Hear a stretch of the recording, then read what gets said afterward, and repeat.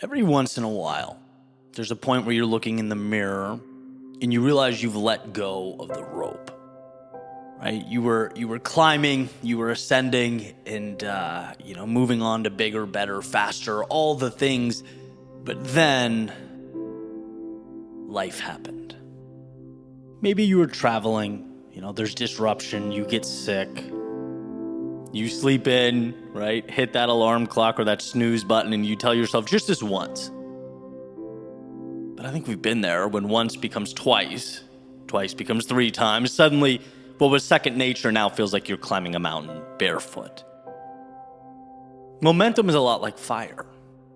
It takes time to build, an effort to cultivate, energy to sustain, but only a moment of neglect to flicker out, right? And once that darkness settles in, you start asking yourself all the wrong questions. Well, what's the point? What if I don't have it in me anymore? Do I even have to live like that? What if I was really never that person to begin with? Because the mind is funny like that. It doesn't fight for your potential, it fights for comfort. It wants to take that temporary stumble and build it into a home. It wants to consistently build walls around you. In fact, I would go as far as to say, there's dissonance between where your heart wants to go, where your soul wants to take you, and where some of the most precious things in life are directing you. Your biology wants you safe. It doesn't need you pushing your limits or maxing out your potential. Societally, it's much easier to blend in, to be average. Even friends and family, the ones that love us most, right? There's innately interest in their part on you being safe and secure, which is fine. But all these things lead you to a status quo, not excellence. Excellence in my eyes is something that is derived from the self. It's a journey that you have to green light. And so where am I going with this? Well, I'm just coming out of a, we'll say, less than ideal stretch. It's not a remarkable story. It's not going to knock your socks off, but I think you'll find it relatable, right? Where a few weeks ago, everything was firing on all cylinders in, I want to say, all aspects of life, right? In rhythm, dialed in, early mornings, deep work, hitting the gym, spending time with people I care about, all things good, right? Had my hands on the wheel. And then something so small, so seemingly insignificant knocked me off course. Some type of respiratory virus. Nothing serious, enough to keep me in bed for a few days. But in that time, your discipline, focus, habits, all those things you sort of have to fight to cultivate, they can go out the window. They're allowed to unwind because you're telling yourself you'll get back on track and you need this, right? You deserve this. You work hard, right? So the symptoms go away after 3 days, but energy's a little bit down. And you're looking at the gym and you're going, you need the rest. You're looking at those creative ideas, they can wait. Right? You start sleeping in, start hitting the snooze button. And essentially an active choice to recover becomes an unconscious choice to retreat. At some point, you're not healing anymore, you're hiding. And you feel it, right? Just in your bones, there's less excitement, there's less energy. You sort of know you're lying to yourself and not keeping the word that you gave to yourself. It's a bad feeling. You start to internalize that. People follow through on who they believe themselves to be. That's why every step is so important. It's earning that confidence. It's reaffirming that commitment. And without that, life just feels like it's missing something. And so this morning, a very intentional walk outside changed everything. And I know that's anticlimactic. I know it sounds trivial. Good. That is the point. It's so easy to turn things around, right? But as Jim Rohn has said, it's also very easy to continue the same pattern and same habits. That's why it's so hard to change. Not because change is hard, but because staying the same is so damn easy. But here's the message. Here's what I needed, and here's what I'd love to offer up to you in case you find yourself in one of these slumps, or maybe just not firing on all cylinders. That chapter of life or season where you know you're leaving a part of you on the table. Here it is. Life is not about perfection. It's about returning. Our innate ability to rise from the ashes, like a tide returns to shore, or the sun rises no matter how long the light lingers, like a song finding its melody after the notes have scattered. It was all there. It was never broken. The pieces existed. You just happened to step away from that fire for too long. But fires, they don't permanently die. They just need tending to. So wherever you are, you don't need to rebuild the castle. No, at least not today. And that's important to understand. That's important to know. Because if you convince yourself you have to leap a mile, you'll get discouraged and you'll quit. It's a longevity game. You need to pick up the first stone. That's the beauty of momentum. It doesn't ask for everything at once. Just one step, one action, one promise kept. And perhaps this is me standing at the bottom of the mountain again, looking at that summit as it feels so far away. My legs may be a little weaker than they were 2 weeks ago, but I know how the story goes. I've been here before. And every great comeback, from the small, seemingly trivial, all the way up to tasks as grandiose as the mind can imagine, they all start the same way. They start with choosing to begin.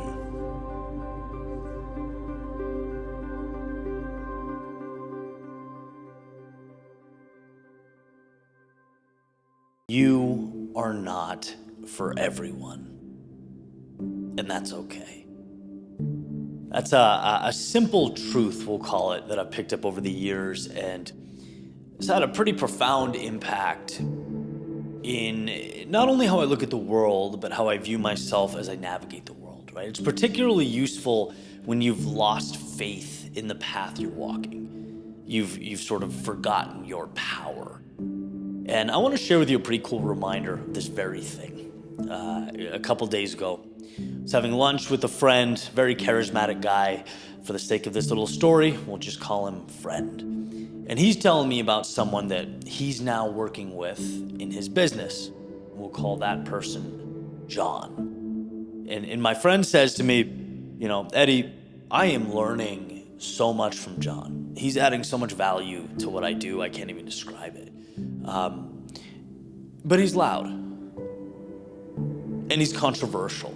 And he rubs some people the wrong way. And not everyone loves John, right? So I'm sort of connecting the dots as he's saying this. I'm like, okay, clearly John pisses a lot of people off, right? It doesn't take a rocket scientist to figure that out. I'm putting two and two together here. But my friend goes, but he's exceptional at what he does. Maybe the best in his lane. And so I don't care, because John's not for everybody, but he doesn't have to be. And you might hear that and initially think, yeah, okay, where's the value, right? Some jerk is helping your friend at work. Well, to me, it felt bigger than that. It felt like fate was screaming that ever-important reminder to focus more on extreme authenticity than trying to reverse engineer what other people might say or think. It's like, stop trying to manufacture their reaction, because when you're you, the reaction is out of your control and not your problem. Love John or hate John, he is 1000% John. And because of that, he'll find his people. Because of that, he won't dull himself down or dim his light. Because of that, John is free. Quick dive into my mind. I certainly have areas of my life, let's say particularly with my brand and my content creation, where I can be bolder, where I can take more risks. Everyone's got their personal arena. That feels like mine, right? That's absolutely unequivocally true. I'd be lying if I said my brain doesn't try to reverse engineer stories and topics that will have an impact. Like, I understand what works, and I roughly stay within that framework. That, in and of itself, can be restricting. Never reckless. But I don't know, maybe there are places I should be or could be more reckless. That's what makes this journey so fun. You are your own experiment. You're always learning about yourself, you're always growing. And the more ought-tos you shed, the closer you get to your power. And by the way, I know not everyone here has a business or brand or posts on YouTube or Instagram. Wonderful, right? Those are just a few examples of many, right? This applies across the board. Because I do wonder whether we all have parts of ourselves that we dull down. And that's the question, right? Are there pieces of ourselves that we don't share because 1/3 or 1/2 or hell, 3/4 of the people we meet will say, nope, not for me? Are there things you want to talk about, hobbies you want to try, places you want to go, art waiting to be made, stories waiting to be told that are ultimately never brought to life because we'd rather be half of ourselves for a majority of the crowd than be all of ourselves for the right minority of the crowd? It's a button that I'm always pressing. I guess because I see and I've seen firsthand how much talent lays dormant. People I know, people close to me, old friends, acquaintances. There's just so much there, so much in the tank, so much canvas left blank. So maybe, just maybe, this is finding you at that perfect moment. Or at the very least, prompting the thought, acting as a little reminder that you weren't put here to be for everyone. You weren't put here to be for anyone. You're here to be you. Not a little bit you, but as much you as you can possibly give to the world. You're here to continuously uncover what your authenticity is, and with each step, attract those who belong in your orbit. It's like not only do you get to live a life on your terms, but you get to do so with those who value what you're bringing to the world. He's not for everyone. Thank God. That's how you know he's really making a difference.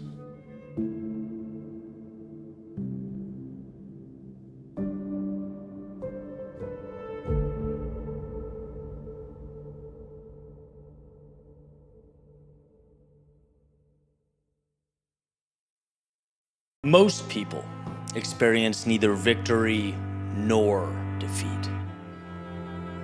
Why? Well, rather than step out their front door and shape their world and their reality, most people sit back and they observe and they criticize and they condemn those who actually do. This is the central premise to Teddy Roosevelt's Man in the Arena speech, which I've talked about and explored a few times on this podcast, but I had the pleasure last week of sort of rediscovering it in Sedona. And what stood out to me particularly was just the idea of how okay we are with that middle ground of giving up the highs to not experience the lows. How okay we are with being the ones who merely observe and critique while life around us is shaped. It's like no defeat. No, that's avoided at all costs. We want safety, safety, safety, which means almost definitionally no victory. And when we skip those two things, what we are left with is empty space, a perpetual purgatory to which most of us are confined. Someone I respect once told me it's okay to be hated. And it's certainly okay to be loved. But what you don't want to be is simply tolerated, right? Merely existing is for cowards. And you might be asking, well, what does that mean for me in my world? And that's the beauty of it. Like, I could never answer that for you. You are the only person that can answer it for you. But what I can tell you is that the highs in life make it worth living. I can also tell you that you don't get highs without lows. And so to avoid life's turbulence because you're scared of the risk or you're scared of the criticism is to deprive yourself of life's beauty. Now, am I perfect at this? No. No, I don't think anybody is. And that's the beauty of it, right? That's why I surround myself with people to help push me along. Because every chapter of life demands a new level of courage, new risks. You don't even realize that you've moved up to the cheap seats and you need to step back onto the floor. And it's also, funny enough, easy to see in others, or easier than it is to point out in your friends than it is to point out in yourself, right? Like I talked to a friend recently. He was talking about a business idea and just going through everything that can go wrong. What if I fail? What if this? What if that? And they're genuine, like they are reasonable concerns. But I just sort of posed this question to him, like, well, what if everything goes right? Think about the upside. Are you thinking about what that could do for you and your family? Are you thinking about the impact? Are you thinking about the financial upside? Are you thinking about that stuff? Because that's transformative. And you could just sort of see behind his eyes that switch. Sometimes we just need that nudge, that reminder that says, hey, you're strong enough to be in the arena, making change in your life, taking on the risk, taking on the burdens, stepping into the chaos of life so that you can make something of it. You can do that. Well, Eddie, how do I figure it out? Again, this is a work in progress, my friends, and I don't think that ever changes, but I can say personally, awareness. Awareness is the key. Awareness is everything. Understanding that it often does not come natural to go where you most need to go. It requires courage and discipline. Right? I've invested heavily in multiple masterminds, engaged in very intentional conversations, spending every day in some type of contemplation, thinking about that next step, looking for the right risks. Because I know that when one stays too long where they are, they do themselves, their loved ones, and the world a disservice. When you stay the same, no one wins. But when you're aware, everything of value starts to rise, starts to emerge. What is it in your soul that you know you need to do? Where is it in your soul that you know you need to go? Because once you've aligned with that, you get to go out, step into the world, and begin the process of falling and failing and making your mistakes. But in doing so, there's a few things that are happening at once. First, you're incrementally moving towards meaning in your life. It's been said that progress equals happiness, and I subscribe to that. I believe in that 100%. I also believe in the second thing, which is that you convince yourself that when you fall, you can handle it. You can get back up stronger. It's the mantra that confidence is earned. You're proving to yourself who you are. You're showing yourself. You're watching yourself grow as you take on combatants in the arena that you stepped into. I'm a firm believer that a life of meaning isn't avoiding chaos, but rather knowing you can endure and persevere through it. So I'm going to say it again, and hopefully it hits you the same way that it hit me. Most men live their entire lives without knowing either victory or defeat. Never defeat because they shied away, because they were scared, because the risk seemed too big. Therefore, never victory because the victory requires the defeat. And so this is your opportunity to step out into the world and make your mistakes. To dispel the notion or any idea that a safe, peaceful existence is a victorious one. You will fall repeatedly. But the beauty is you will do so on your ascent to a world above the clouds.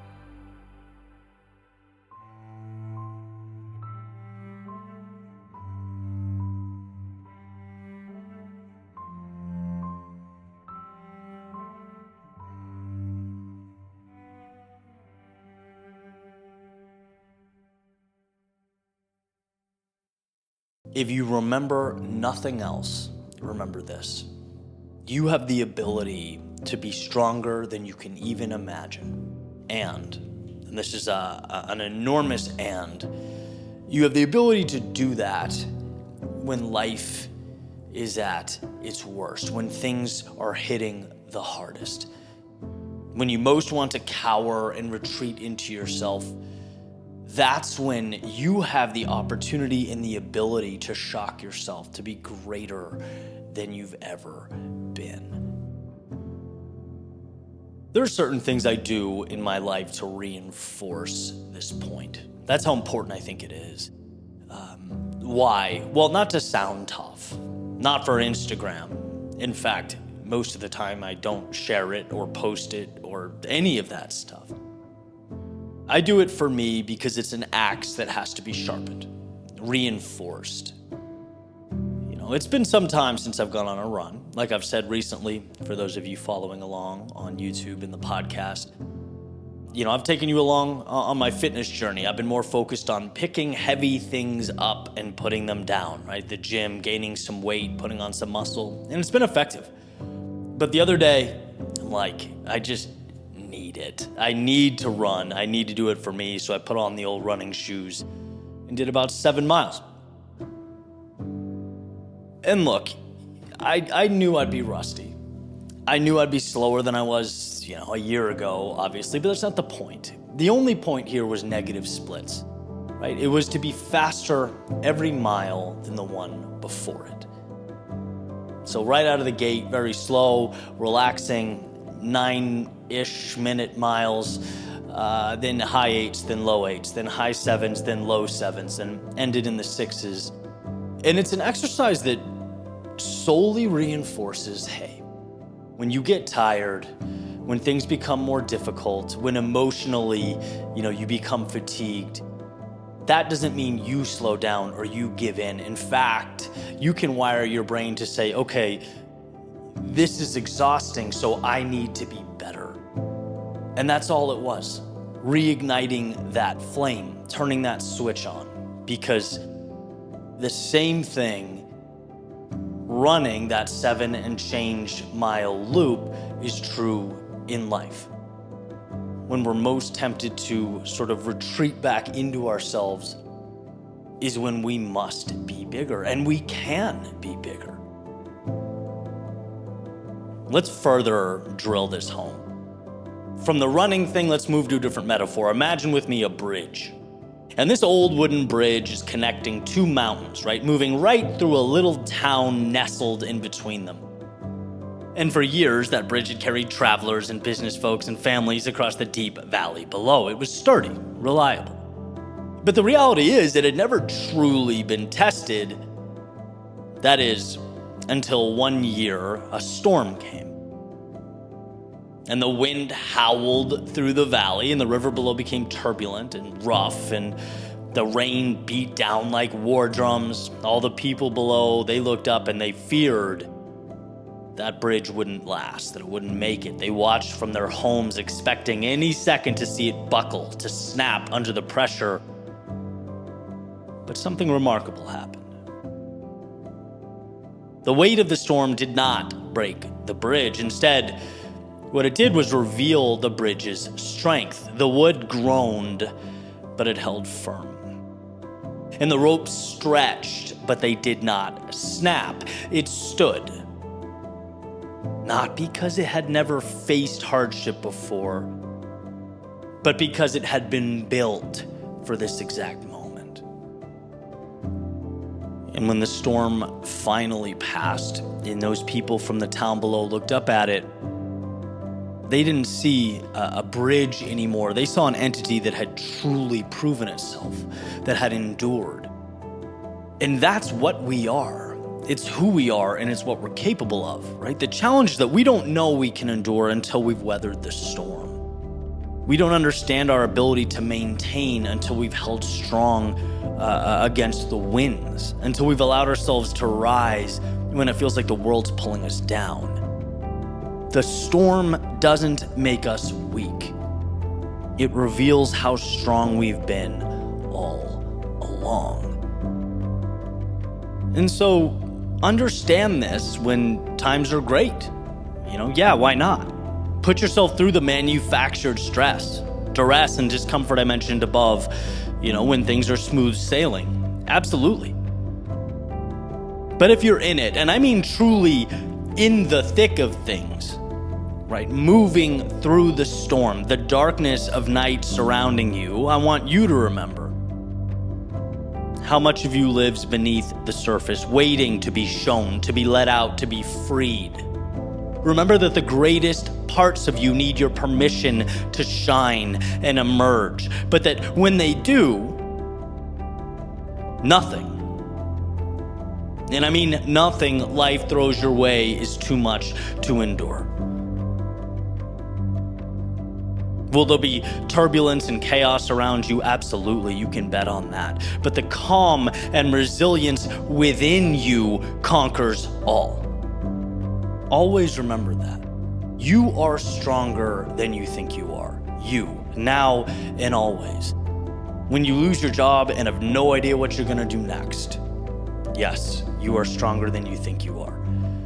When your forever person, quote unquote, ends up not being so forever, you're stronger than you think you are. When your world's tipped upside down, you're stronger than you think you are. When health issues arise, and was once, very simple, now becomes complex and chaotic and exhausting, you are stronger than you think you are. Strong enough to endure, strong enough to make it through. Again, the storm does not exist to break you. It exists to remind you how strong you've always been.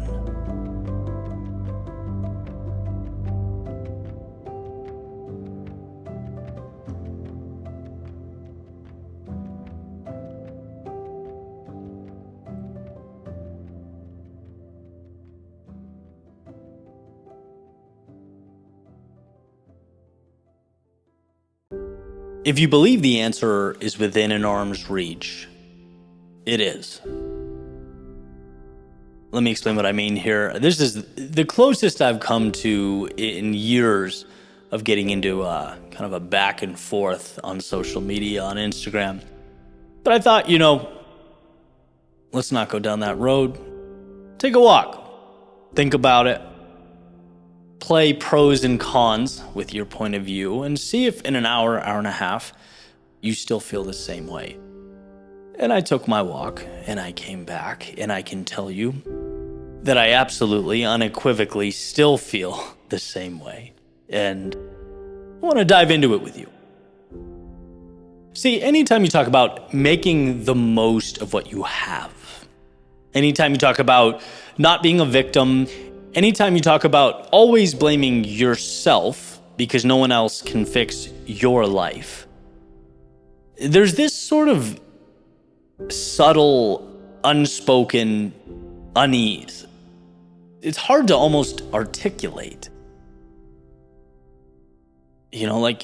How can you tell people in adverse situations to go figure it out, right? Have faith. Go pick up the pieces along the way.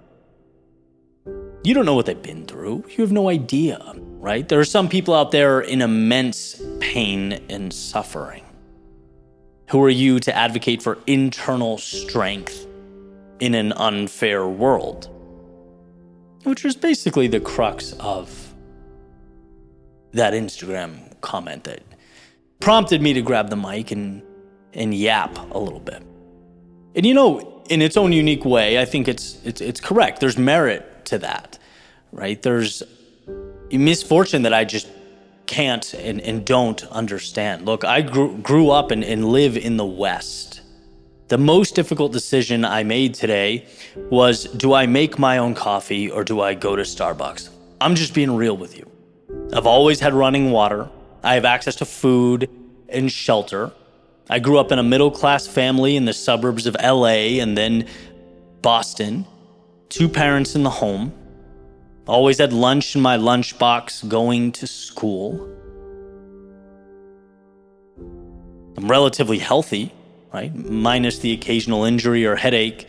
I don't know what it's like to open my eyes and hope I feel well enough to function that day. That's suffering that I cannot relate to. But I know that regardless of one's pain, this has to be true, right? A choice must be made. Perhaps the most important decision one is presented with, that we are all during those times presented with. And to frame it, I'll start with a quote from Viktor Frankl. He says, to draw an analogy, a man's suffering is similar to the behavior of gas. If a certain quantity of gas is pumped into an empty chamber, it will fill the chamber completely and evenly, no matter how big the chamber. Thus, suffering completely fills the human soul and conscious mind, no matter whether the suffering is great or little. Therefore, the size of human suffering is absolutely relative. What he's saying there is that even though our suffering is not quote unquote equal, and it's certainly not, in our own lives, in our own world, it feels the same, right? Which is a strange thing to even entertain, right? That my suffering or your suffering feels the same as Jeff Bezos' suffering. It's like, how, right? They're vastly different problems, different pains. So I think, long story short, comparing is a fool's errand. We're not here to be judges of who's hurting more or why. No, I think the message is much simpler. When we're in those moments of pain, or look, maybe it's not even moments, maybe it's a continuation, right? For years, someone's been fighting or weren't given a great start. They don't have financial resources, family, friends not around, sick, you name it, right? There are a million things we go through. Question is, do you point out with anger, or do you point in with hope? Do you look to transfer your pain to others, or use your internal strength to build what was once not there? And this is the message, by the way, that I've pondered and contemplated over and over and over again. Doesn't matter how I slice it and dice it, that's where I land, right? It's never beneficial to blame. Just like it's always detrimental when others clap along with you like baby seals while you're dodging accountability.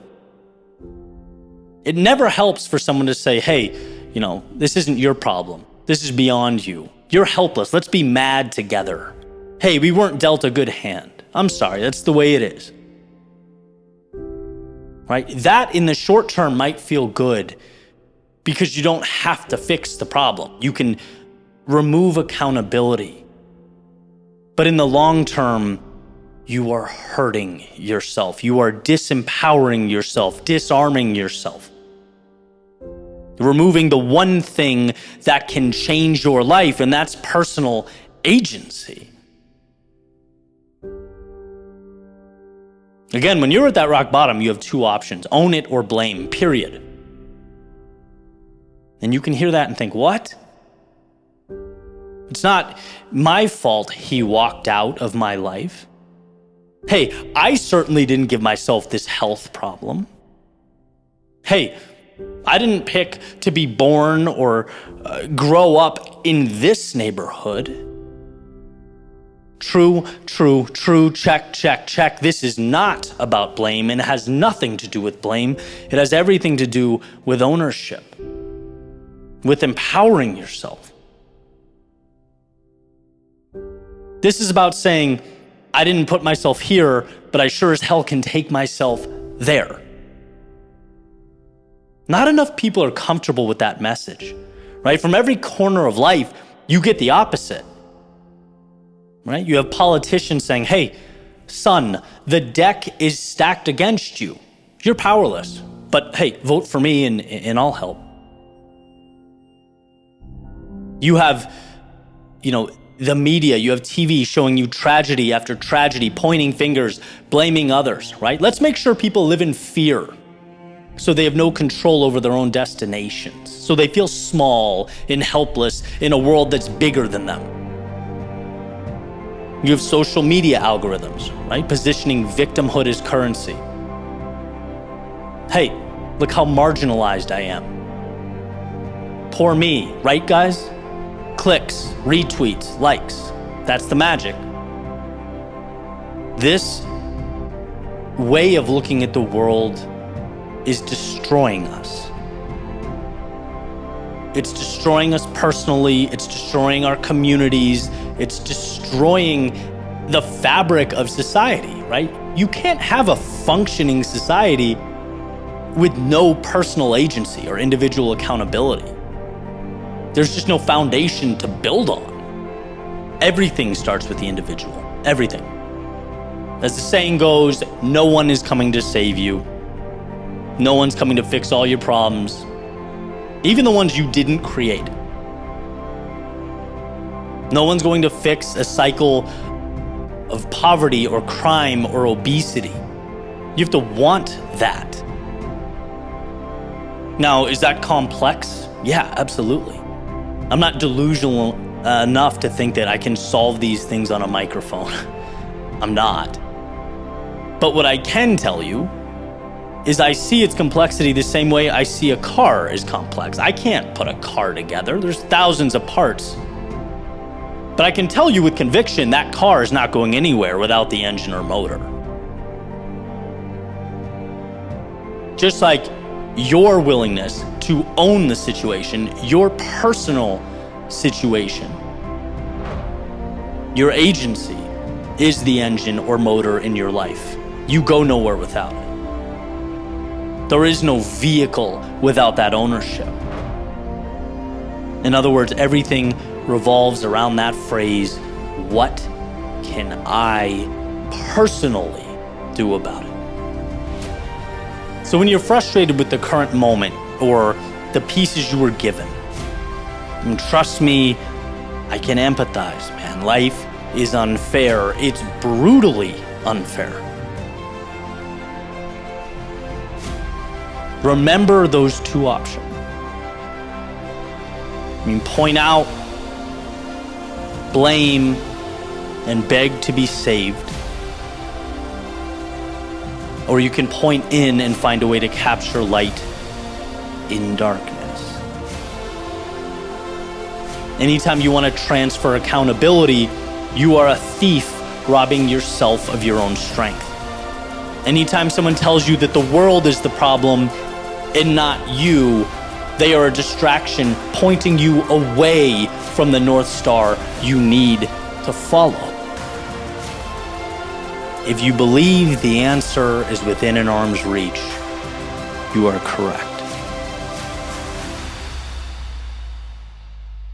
Because you are that answer.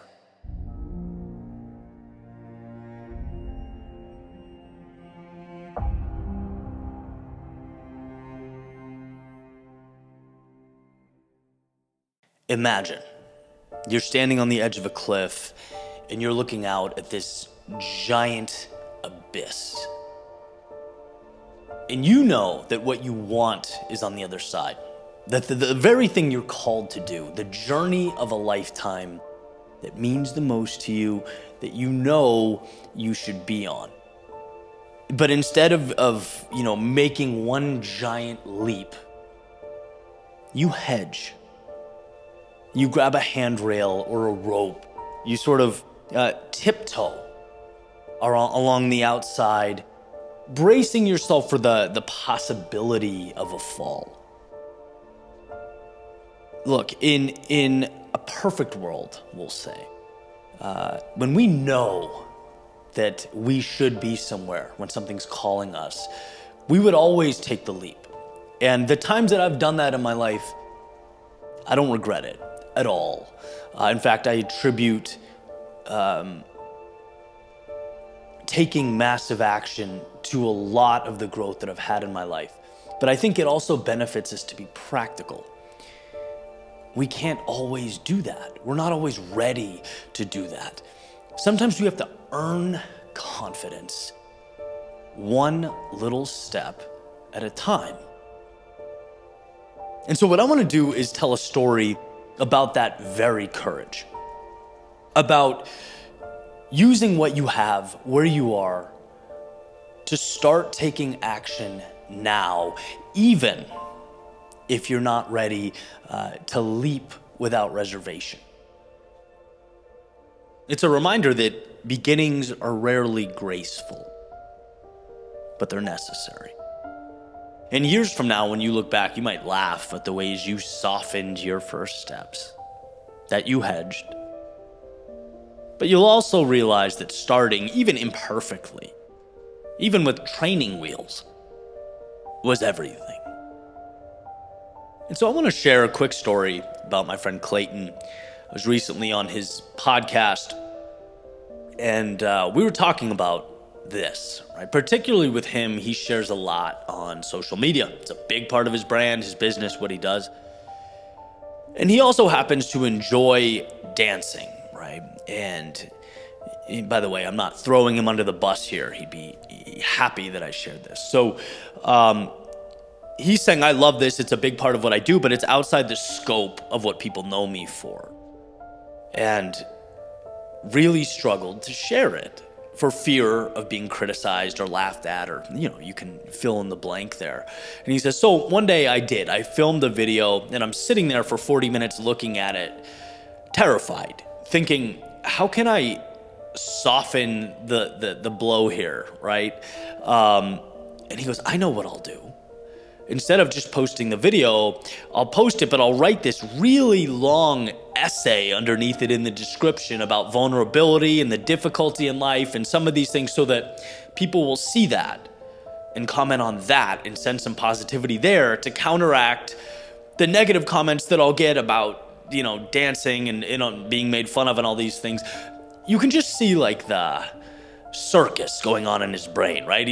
The loops he's jumping through to rationalize this in his mind. And he says, I'm so embarrassed that I did that. I can't believe that. Right now, I dance and I just post it. Who cares? And not only that, people like it. And I'm listening to this and I'm like, but that's exactly it, right? We look back at our beginnings and we often laugh to ourselves. Oh, back then I was so naive. I was so scared. I tiptoed in. I crawled before I walked, before I ran. Like, it's a sense of shame. You know the phrase, meet people where they are? Well, how about meeting that older version of you where you were? Because back then, it wasn't a silly hedge. Back then, it was courage. It was everything you had. And yeah, maybe you had to make some small concessions in order to get the train on the tracks.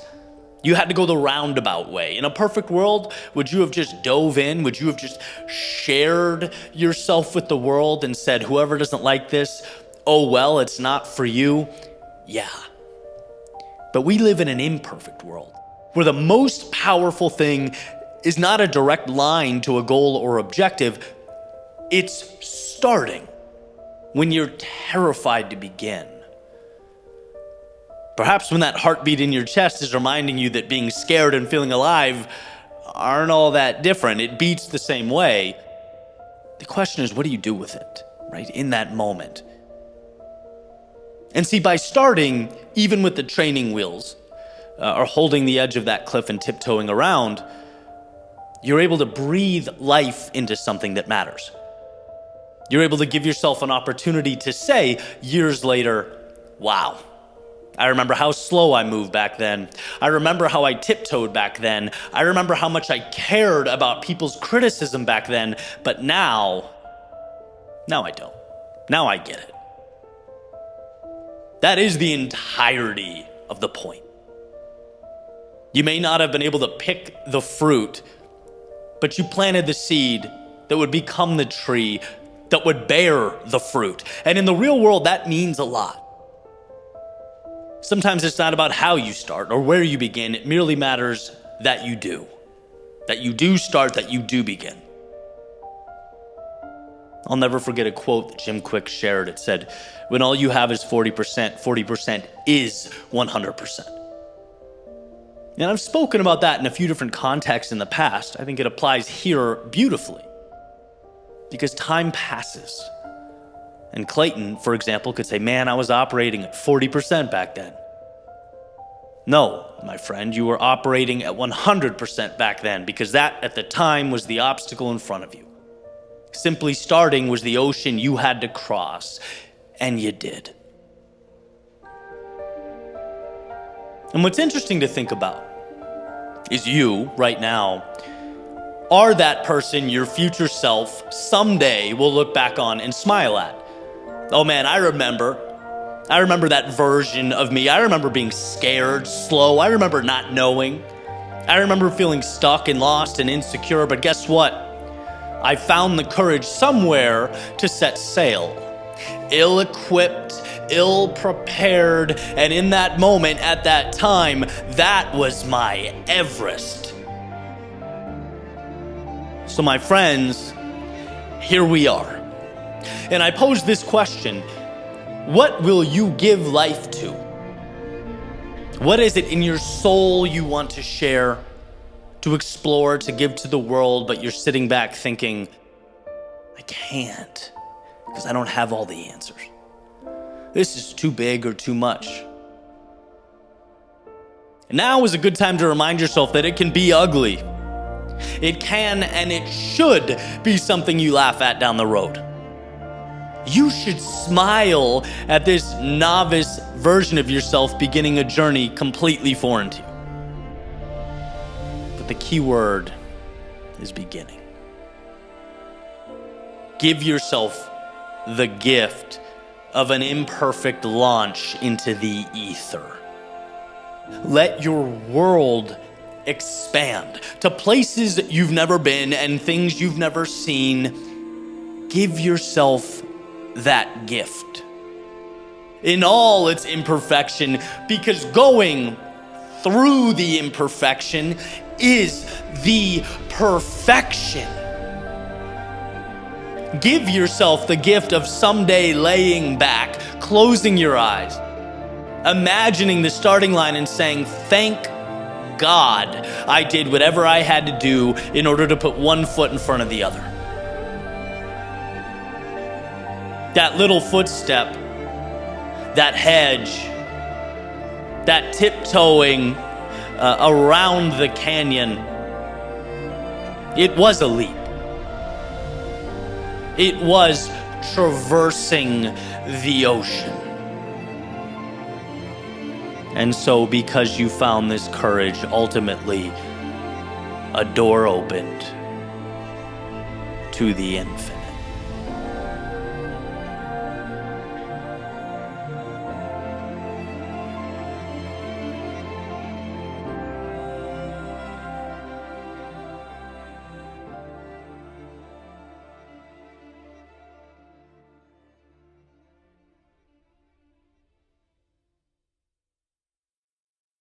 Let's talk about escaping life's algorithm. Because, yeah, YouTube has an algorithm. And Spotify has an algorithm, and Instagram and TikTok and all the social platforms we use have algorithms. But guess what? Life has an algorithm as well. And it tends to be a lot more powerful. It's the invisible force that rewards what's safe, predictable, unexpected. It nudges you towards the path most traveled, steering you not towards what's best for you, but towards what is most reinforced by the system in place. After all, that's what an algorithm is. And so on social media, we'll start there. You tend to see this clearly. Originally content is made, let's say, out of curiosity or genuine interest, or maybe just a quick idea, spark of inspiration, whatever it is, right? And so the creator makes it, uploads it, brings it into the world. But then that piece of content garners some success. It gets a lot of views. The algorithm pushes it. The question then becomes, oh, wow, what did I do right? How do I replicate that? How do I do more of that? Which there's nothing wrong with asking those questions, right? That's the pragmatic thing to ask if you're trying to reach folks. But it also becomes the trap. I don't know if you guys have seen this, but I always laugh at this story. On TikTok, I saw this video where some dude goes up to a door and hits the door with a hammer. And I don't know what this says about humanity, but the video goes viral, gets millions of views because he hit the door with the hammer. And so you go back to the account 2 months later, and it's just hundreds of posts of this dude cracking doors with hammers. No substance, right? Does there need to be? That's a different conversation. And I look at that and I laugh and I think, well, not me, right? My stuff is quote unquote more substantive. Well, maybe. But maybe not, because you could make the argument that in our own world, we're all hitting metaphorical doors with metaphorical hammers. We're all playing a game in a system without realizing it. We're all succumbing to an algorithm, one way or another.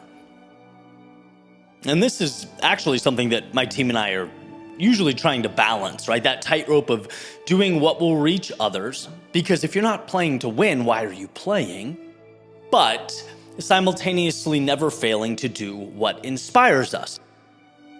Of course we want to grow and help as many people as possible. But your soul has to be lit doing it. Otherwise, why are you here? If I'm not posting what I find meaningful, there's a dissonance in my head that makes it impossible for me to function. I have to feel aligned. I'm stubborn about that. And sometimes I wish less so, but that's just how I'm wired. I talk a lot about inspiration in our lives not being a luxury. Well, that's because it sparks everything meaningful. And when there's no inspiration, when you're only playing within that box that a platform set up for you, are you a creator? Or are you just another useful widget on a conveyor belt? Suddenly, you're no longer chasing inspiration, you're chasing an algorithm. It becomes about playing the game, not telling the truth. It's about feeding the machine, not exploring your soul. And so we're almost 4 minutes in here. You're probably wondering what this or how this connects to the bigger picture. Well, here's where it gets interesting. It's not just a social media problem. It is the problem. The world rewards conformity. It praises stability. It claps when you take the well-lit path, the one that's been walked 1,000 times before, because it craves that predictability.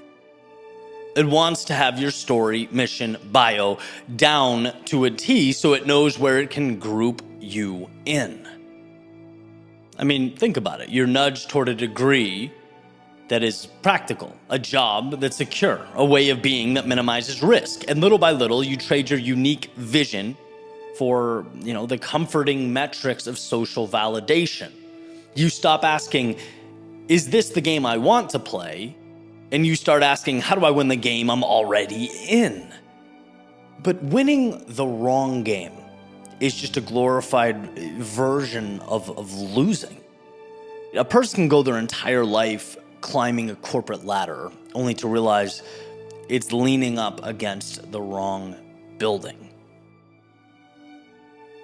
They can spend decades, chasing approval only to wake up one day and realize they never truly were themselves. And this is not me just sitting back critiquing the world or virtue signaling. I mean, I lived this, right? Which is why, one, it's so apparent to me as I'm going through it, and two, why it means so much. It's like in my mid-20s, I looked around and I'm like, I did everything right. I did everything I was supposed to do. I got good grades to go to a good school, to get a good job, to do all the things. Like, why am I miserable? Why do I feel like I am losing? And the answer is because I'm playing the wrong game. I was in the wrong arena, right? Me in an office sorting columns in Microsoft Excel is as backwards as Michael Phelps playing nose tackle.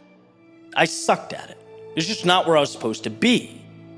And this is the danger of life's algorithm. It rewards you for compliance, not fulfillment. It encourages repetition, not growth. And if you don't take control, if you don't step back and see it for what it is, you'll mistake the road ahead for the only road. So what's the solution? Well, it's the same lesson I had to learn with content. The same lesson every creator learns if they last long enough on that wheel. You have to disconnect from the algorithm and reconnect with you. Small things first, from a content perspective. I started implementing videos very recently on weekends that I know, at least algorithmically, are gonna lose in the short term. But it feels different. And it's nice to mix things up and not care about metrics or watch time. It reinforces that without some push into an unknown and challenging of a status quo, I'd stay the same. These speeches that mean so much to me, clearly, they reflect my life outlook. And if I'm just going through the motions, I'll never be at my best. The snow globe has to consistently be shaken up. And there's some selfishness here, right? Necessarily. It's not, how do I get more views? It's what do I want to say? It's not how do I get promoted, it's what type of impact do I want to have. It's not what will people think of me or how will they view me, but what makes me come alive. These are the questions that we need to be asking ourselves in the digital realm and far beyond it. That is the shift.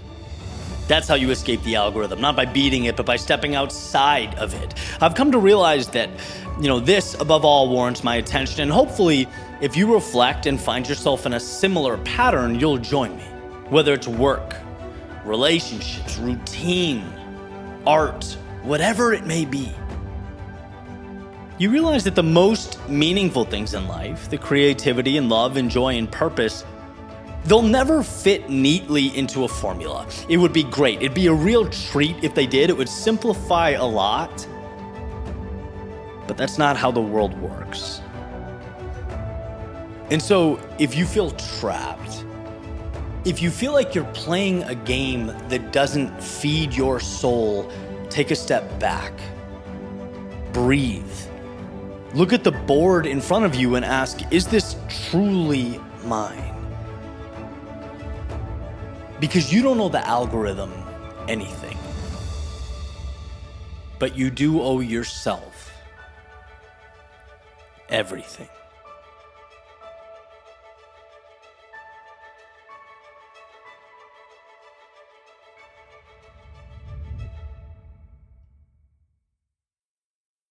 Staring off into the distance and saw something that, at least from what I understand, is pretty rare in the Scottsdale area. The sky was so hazy that you could barely see the mountains. A blanket around the infinity that I was so used to staring out at. And what do I know for sure as I gaze into the distance? Well, first and foremost, this immersion into chaos is temporary. Because behind that curtain of fog, there exists clarity. There lives the pristine, there is calm. Just tucked away for the moment. And this haze, it's not confined to the mountains of Scottsdale. In fact, this is the very same haze life has a tendency to drop us directly into the epicenter of the unknown. And here's the thing, when life presents us with this haze, we can be angry, but it won't care. We can scream and complain and project out, but it'll pay no mind. Our emotions and the motives of the haze that surround us are mutually exclusive. The only way to win here is to know that clarity exists behind the curtain, and like a guided missile, walk through the mist until the little shapes start materializing into the recognizable, into everyday life. See, some games are not chess. They're not complex, they are simple. They're about carrying on or not carrying on. Resilience, and that is all. Will you commit to hanging in long enough to capture the skyline that has gifted you peace so many days prior to today? It's not a weather question, or a haze question, or a visibility question. It is a you question. And you get to choose how you'll answer it. Easy, you might think. No, sometimes putting one foot in front of the other is the hardest thing. Shaking hands with the unknown is a taxing thing. It's a courageous thing. But sometimes it is also the only thing. You have to know that right now, no, there is no validation, but I will find some. And sure, there's no road mapped out before me, but I'll blaze my own. And sure, I don't have answers, but the past has proven to me that I can collect them along the way. And what you'll find is that haze, that very cause for discomfort, ends up being an ally. Because through it, we affirm to ourselves that clarity is there and we are beyond capable of capturing it. That when things are their worst, we have the ability to rise to the occasion. That when we don't know, we become manufacturers of solutions. Getting what you want is not a story of navigating paved roads. It's about stepping into the brush and finding a way. Step by step, breath by breath, heartbeat by heartbeat. And so while the temptation may be to look around right now and say, I don't know how this story ends. I don't know how to handle this turbulence, therefore, problem. I invite you to use the unknown, the haze, the chaos, the turbulence as a portal to reality as you see fit. And I invite you through this quote-unquote fog of war to begin again. To rediscover a life well lived. Because not only is it possible, it's who you are.